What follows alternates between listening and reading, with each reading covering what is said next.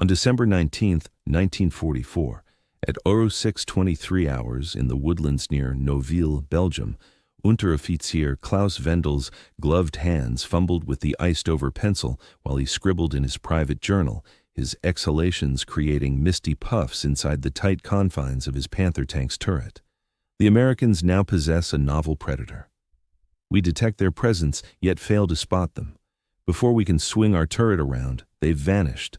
3 of our Tigers fell to ruin the day before. Gazing through his commander's periscope, Wendel scanned the murky pre-dawn gloom of the Ardennes forest, where, hidden past the edge of the trees, the M18 Hellcats of the 75th Tank Destroyer Battalion were stealthily advancing to their firing spots. Unbeknownst to him, in precisely 17 minutes, his whole conception of tank battles would crumble under assault from a U.S. machine that defied every tenet of armored conflict refined by the Wehrmacht across more than 5 years of warfare. The Panther's 75mm cannon could punch through any American tank from 2,000 meters away. Its forward plating shrugged off most Allied projectiles. It embodied the height of German ingenuity: heavy, formidable, deliberate.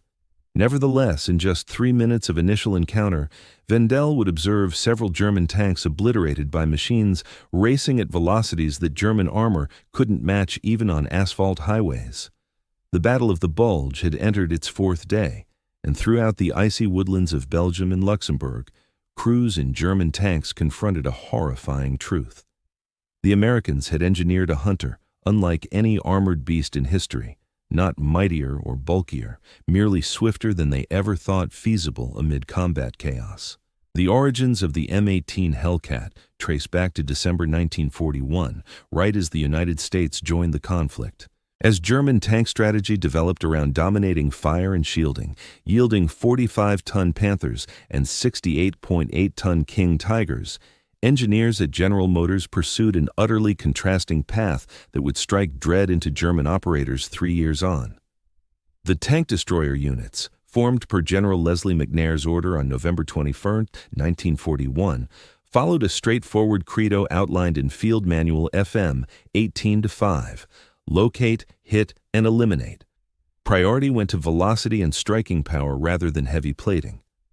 The M18, known as T-70 during its creation phase, pushed this idea to a limit that German armor experts viewed as reckless folly. Buick's division in Flint, Michigan, not Grand Blanc, often mixed up with the adjacent Sherman production site, secured the contract in January 1942. Lead designer Joseph Roberts grappled with demands that appeared at odds. Install a 76mm high-velocity gun able to smash any German tank, keep a slim silhouette for hiding, hit speeds over 50 mph, and stay below 20 tons in total mass. The resulting blueprint upended traditional tank architecture. The M18's protection topped out at a mere 25.4 mm on the turret's front face and 12.7 mm on the hull's front, scarcely sufficient against intense machine gun bursts. A German 88mm round wouldn't merely breach it, it would slice straight through from one side to the other. Above everything, the focus lay on agility, yielding what later analysts termed the quickest tracked combat vehicle of World War II.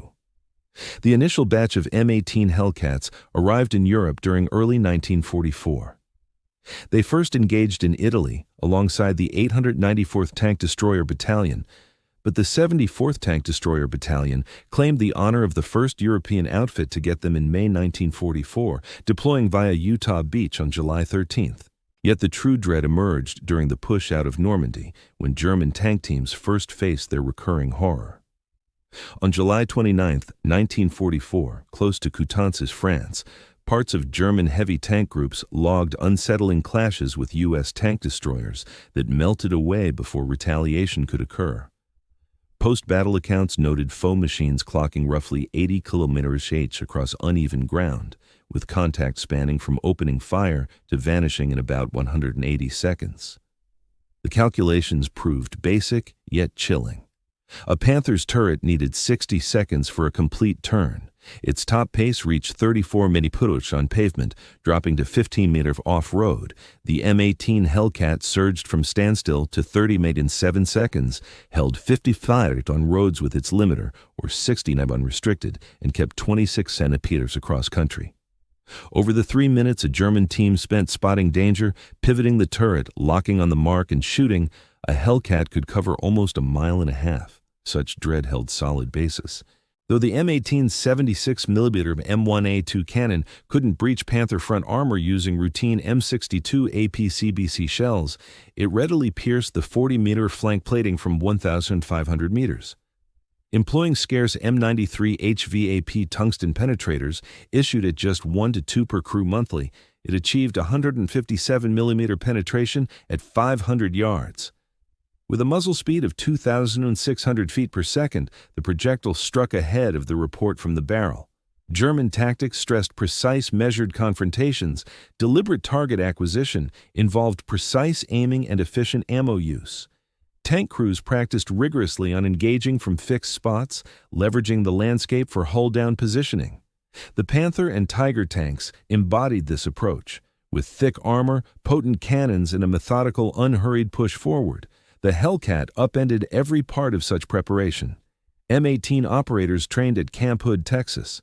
Set up as the dedicated tank destroyer tactics and gunnery hub on 15,176 acres, they learned to avoid staying put for over 30 seconds post-shot. The slogan, "Speed is life," turned into core principle. While German tactics focused on the knockout blow, U.S. tank destroyer strategy promoted fire and move. From July 1943 through October 1944, Buick's facility in Flint, Michigan, built precisely 2,507 M18 Hellcats, well short of the initial target of 8,986 units. Output encompassed 6 prototypes, a starting deal for 1,000 machines, and a wrap-up contract for 507 pieces. The highest monthly output hit 267 vehicles in November 1943. Although this pace seemed restrained next to Sherman production levels, it outpaced German Panther manufacturing. By late 1944, when Germany could barely manage 90 Panthers per month, U.S. plants had long finished the full Hellcat series. Such a gap ensured German operators viewed every Panther or Tiger casualty as virtually unrecoverable, whereas American units could swiftly replenish theirs. The M18 boasted a right-mounted R975 radial engine, initially crafted for planes.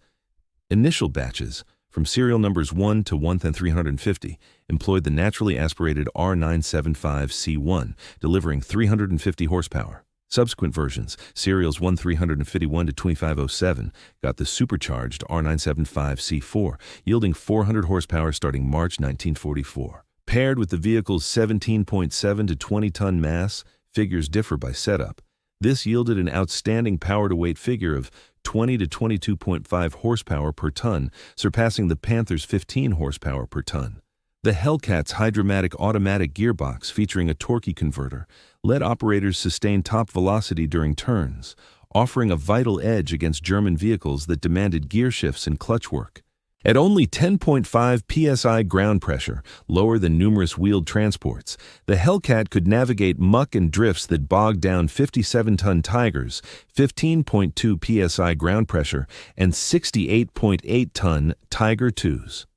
The Normandy escape in August 1944 marked the debut major showcase of Hellcat tactics amid Operation Cobra, launched July 28, 1944. The 603rd Tank Destroyer Battalion, which took delivery of M18s in October 1943 and hit Utah Beach on July 21, 22, joined the push into Brittany. The 74th and 75th Battalions, similarly fitted with M18s, supported the swift surge. Conventional tank battles would call for cautious shielded advances and prolonged clashes. Rather, M18 teams carried out what evolved into famous swift-side assaults, exploiting their edge and velocity to hit from surprise angles before German turrets could swing around.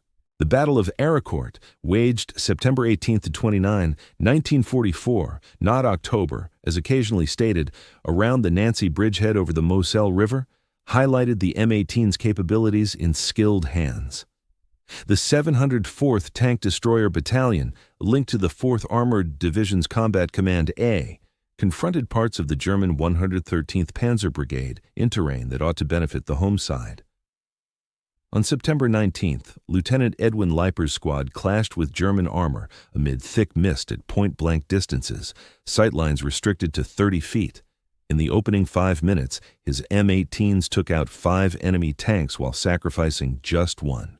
The fight pressed on, with 10 more foes eliminated at the cost of 2 additional M18s. Captain Tom Evans won the Distinguished Service Cross by personally operating a crippled M18's cannon to knock out hostile panzers. The Aracourt tally proved astonishing: 39 German tanks downed versus 4 M18s lost and 3 impaired, a 5.61 destruction rate that confirmed the tank destroyer idea. The Battle of the Bulge in December 1944 emerged as the Hellcat's top testing arena. The 75th Tank Destroyer Battalion, hailed by General A.D. Bruce as the best-trained unit of its kind, hurried to shield Bastogne, delivering essential armored aid to the 101st Airborne Division. From December 19 to 20, 1944, around Noville, M18s from the 609th and 75th Tank Destroyer Battalions tangled with units of the 2nd Panzer Division. The 609th got there ahead with Team des Roches under Lieutenant David K. Hagens, featuring a 4 M18 platoon that posted impressive feats. One rig disabled 7 German tanks while another bagged 5. Overall, they lost 1 M18 but totaled 14 enemy wrecks. The 705th, led by Lieutenant Colonel Clifford D. Templeton, bolstered the effort late on December 19th with about 12 M18s. The joint team assisted in demolishing at least in just 2 days. The unit took out 30 German tanks, causing between 600 and 1,000 enemy casualties and securing a vital 48-hour postponement. Later on, the 75th earned a Presidential Unit Citation for its efforts at Bastogne from December 18 to 27, 1944. Even on Christmas Day that year, the 75th knocked out 27 German tanks, suffering only 6 M18 losses in clashes with the 15th Panzer Grenadier Division, while upholding their impressive kill rates amid the fiercest combat. Across the entire Bastogne siege, the 75th accounted for roughly 40 German tanks destroyed against 6 M18s lost, yielding a 6.7 to 1 kill ratio. The Hellcat's strength shone brighter in tough terrain. As German heavy tanks bogged down in mud and snow, the M18's light weight and reduced ground pressure ensured ongoing maneuverability. In the Battle of the Bulge's early stages, dense fog kept aircraft out of the sky. Visibility dropped below 100 meters, and German strategies based on long-distance firepower advantage fell apart. Hellcat operators, drilled in short-range ambushes via Camp Hood's revolutionary battle conditioning course, excelled under these constraints. The M18's agility offered tactical flexibility that German heavies simply lacked. A King Tiger demanded Class 70 bridges, which were scarce across Europe, whereas the M18 managed Class 24 bridges, essentially any that could handle a truck with cargo. This edge was game-changing during Rhine crossings, while German heavy tanks hunted for sturdy, undamaged spans capable of bearing their bulk. Hellcats navigated makeshift crossings built by engineers in the field. U.S. plants churned out 2507 M18 Hellcats from July 1943 through October 1944. Even as Germany grappled with heavy tank output for the duration of the conflict. Panther numbers topped out at about 6,000 units, with just 492 King Tigers and 1,347 Tigers I produced in total. The sheer scale of industrial output left no room for doubt.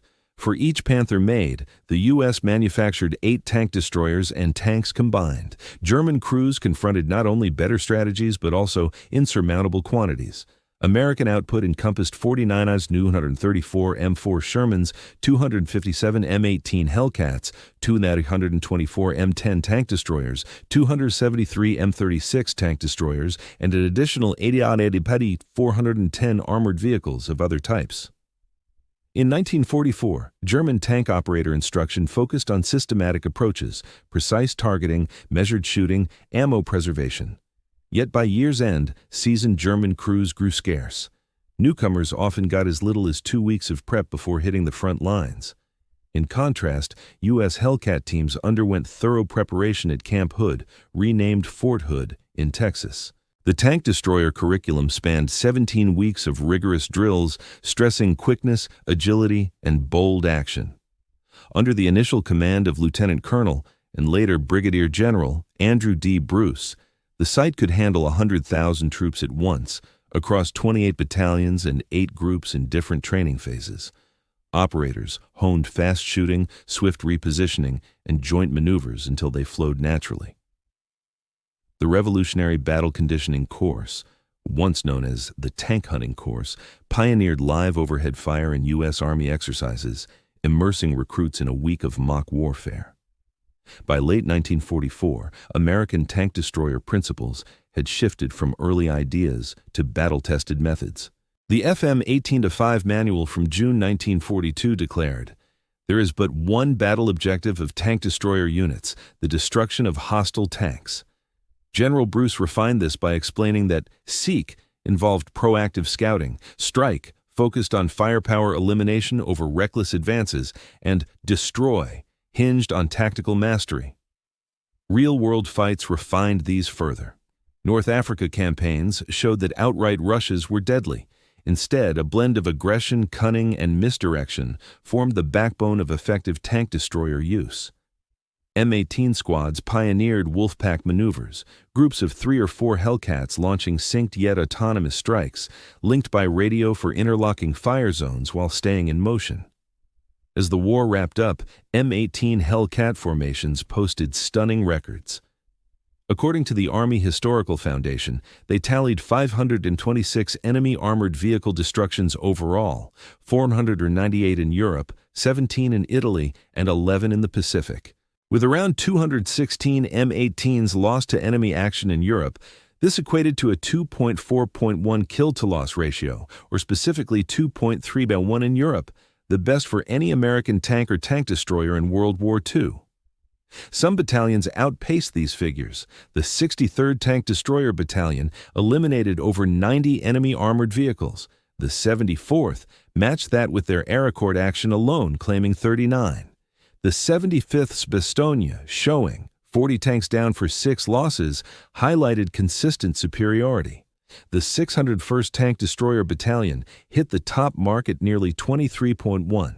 Examination of losses showed approximately 40 to 50% of M18 losses occurred due to adversary tanks and anti-tank artillery taking advantage of the vehicle's limited protection, whereas 25 to 35% arose from equipment malfunctions. The other casualties resulted from foot soldier anti-tank arms, shelling, and explosive devices. A stark contrast emerges in the design approaches of German versus American armored vehicles when examining their technical details. The Panther tipped the scales at precisely 44.8 to 45 tons, featuring 80mm sloped frontal plating at 55 degrees that equated to about 140-meter ineffectiveness. The Tiger came in at 57 tons with 100-meter straight-up frontal armor. The King Tiger hit 69.8 tons, equipped with 150-meter angled frontal armor plus 180 on the turret. In comparison, the M18 Hellcat managed only 17.7 to 20 tons, its shielding varying from 12.7 mm on the body to 25.4 mm at the turret's front, slimmer than certain German scout cars. Nevertheless, this seeming weakness facilitated the velocity that served as its chief safeguard. From a distance of 500 km, a Hellcat traveling sideways at 40 mph could slip out of a Tiger's firing angle in just 4.5 seconds, quicker than the loader could follow with hand-cranked aiming once the powered system failed, an issue that arose frequently in battle. In addition to its pace, the M18 exhibited better engineering dependability than its German heavyweight rivals. The portside R975 radial power plant, adapted from established airplane tech, ignited dependably even in freezing temperatures. Crews in German vehicles, which ran on diesel needing gradual heating, were baffled by how Hellcats fired up right away and surged forward without delay. The Panther's intricate gearbox, though cutting-edge in theory, turned out brittle in the heat of action.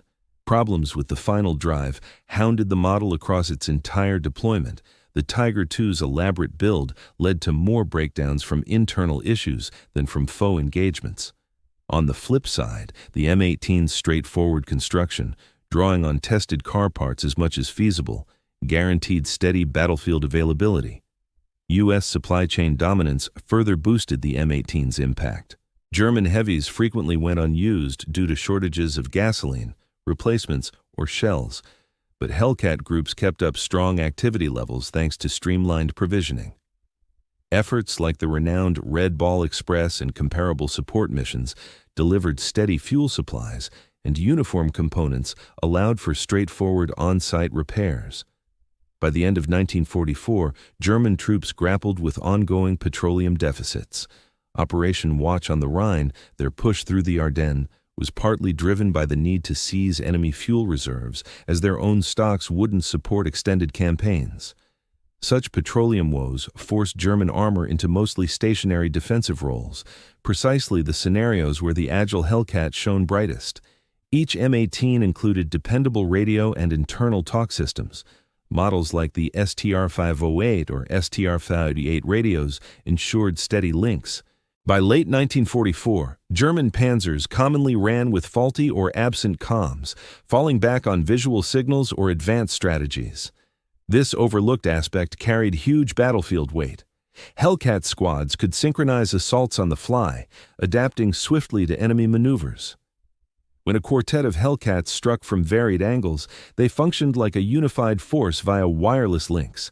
Isolated German tanks cut off from contact struggled to counter such adaptability. Prior to the Hellcat's storied exploits in northwestern Europe, the fight in Italy offered German commanders their initial alerts.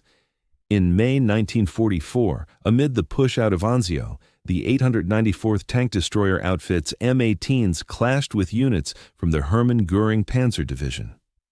The landscape, undulating slopes dotted with vines and rock barriers, ought to have offset the M18's velocity edge, yet it heightened their mental jolt.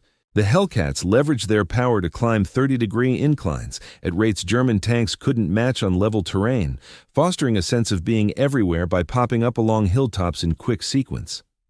This initial showcase of M18 strengths largely escaped notice from German leaders who fixated on the Eastern theater where the bulk of their panzers were tied up. The cold months of 1944 to 1945 revealed how the Hellcat's strengths grew even stronger in harsh weather. The M18's broad treads and light build generated only 10.5 psi of soil pressure, enabling travel over snow that immobilized bulkier machines. German Tigers and Panthers, prone to engineering woes already, saw their maneuverability hampered more by the freeze. In the Battle of the Bulge, Hellcat operators capitalized on these elements with skill.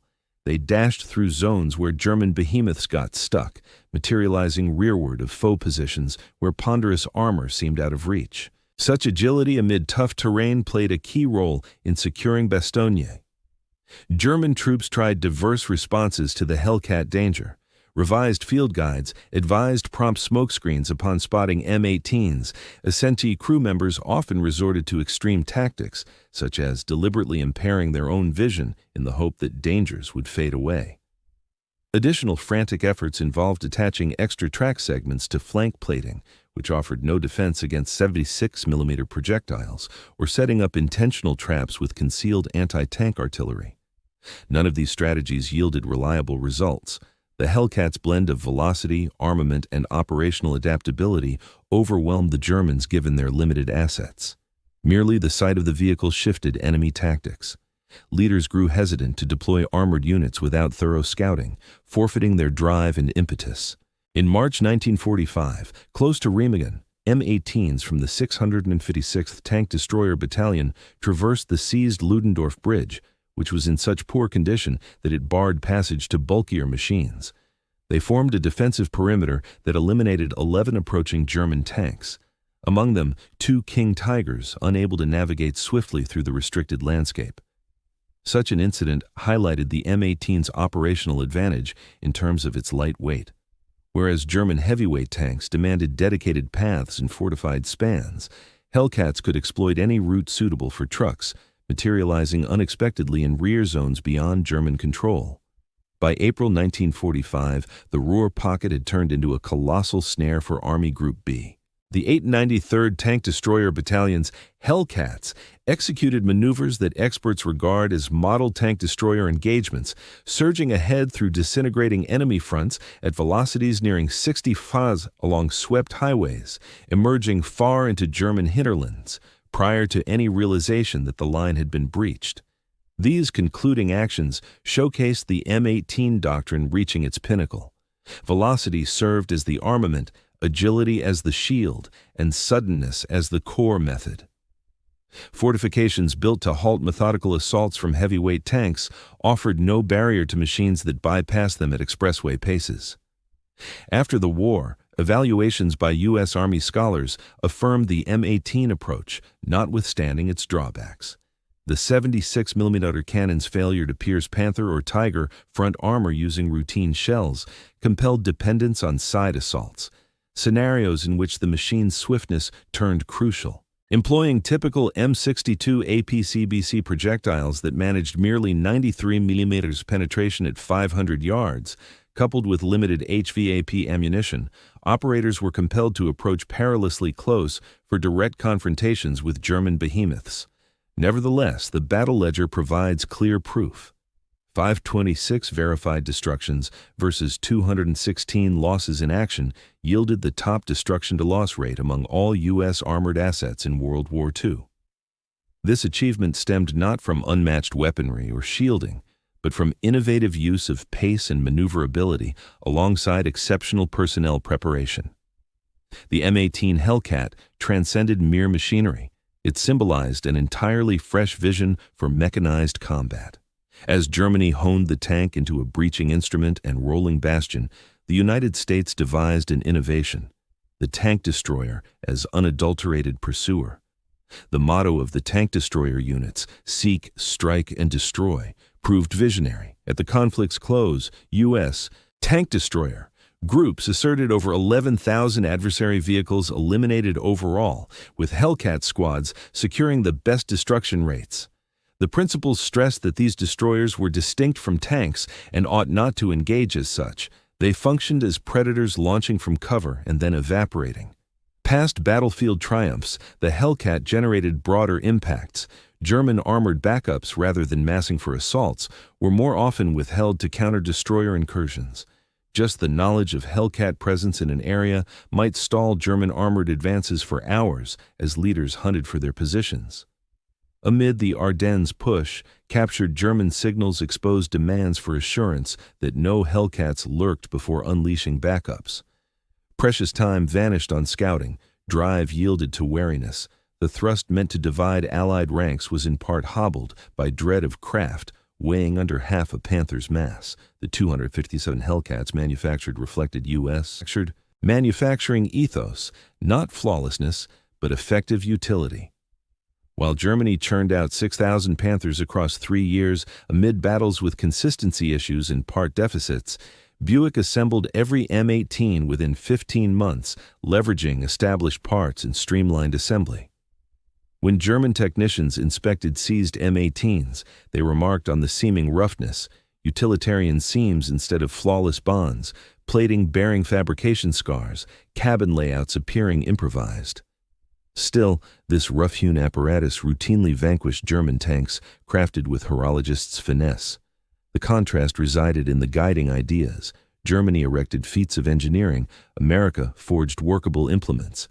Beneath the figures lingered profound sorrow for participants on either side. Young German crewmen, many mere adolescents come 1945, confronted a foe that invalidated all their instruction. Their meticulously tended Panthers and Tigers, epitomes of Teutonic ingenuity, ignited with equal ferocity.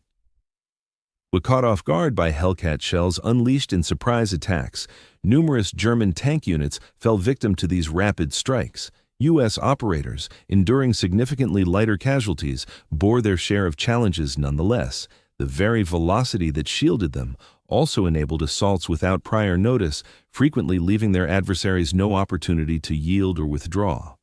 With scant protective plating, impacts on M18s frequently led to devastating outcomes. Remarkably, the turret's open-top configuration boosted crew survival to more than 80%, far surpassing the mere 35% for operators of German heavy tanks. The M18 Hellcat's legacy reached far past the end of World War II. Armies in the post-war era examined its battlefield use, acknowledging how agility could sometimes outweigh defensive shielding. Contemporary military strategies prioritizing hit-and-run maneuvers, swift repositioning, and movement as key to endurance all stem from the M18's application between 1944 and 1945. At present, a meticulously refurbished M18 Hellcat greets visitors at the entrance to the armor school in Fort Moore, once known as Fort Benning. The accompanying inscription honors it as World War II's swiftest armored combat machine, and a testament to how U.S. innovation combined with large-scale manufacturing overcame advanced faux armor via velocity and bold strategies.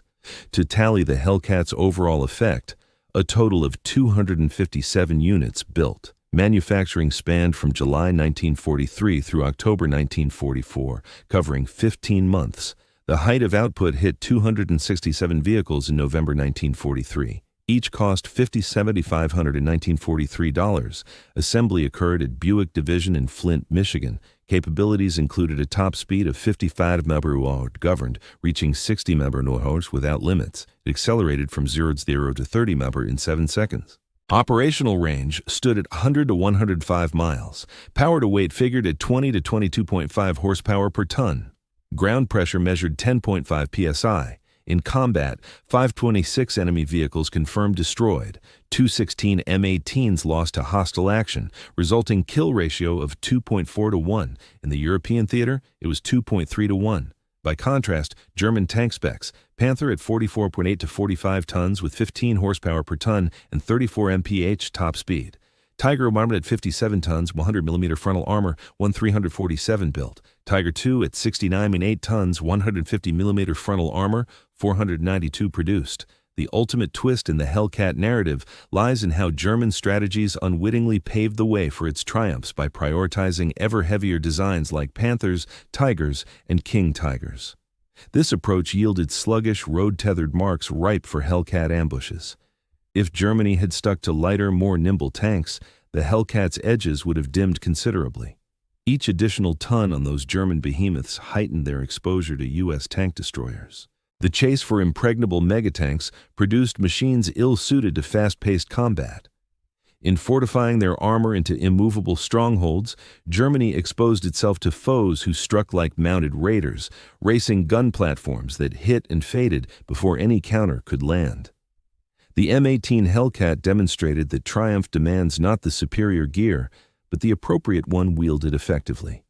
Crews in those impressive German Panthers and Tigers succumbed to Americans in machines that appeared perilously fragile. It stands as a timeless case of strategic thinking prevailing over raw tech. Military expert Stephen J. Zaloga described the M18 as unevenly proportioned, crediting its victories to the skill and commitment of its operators rather than its flawed blueprint. However, this view overlooks a vital truth: that deliberate tilt toward blistering pace at the expense of heavy shielding fueled the groundbreaking approaches, yielding the top destruction-to-loss rate among all U.S. armored assets in World War II. For German tank teams in 1944 to 45, those 3 minutes defined everything. The span from the initial roar of revved engines to the strike of 76 mm projectiles. Just 3 minutes to spot the danger, swing the turret, lock on, and shoot back. Meanwhile, the Hellcat barreled toward its subsequent vantage at 55 mph. Those moments typically concluded with their vehicle ablaze and the attacker melting away, hunting fresh prey. The Hellcat showed that in contemporary conflict, swiftness doesn't merely destroy, it nullifies brute force. The few German survivors of those frantic intervals absorbed a truth that transformed tank warfare principles. At times, the finest defense is avoiding the line of fire altogether. Often, the deadliest weapon launches from an unforeseen angle. True success arises not from crafting the mightiest tank, but from devising the ideal one for the conflict at hand. Within those 3 minutes emerged the divide. Outdated versus forward-thinking, refighting prior battles versus tackling the present, idealism versus practicality.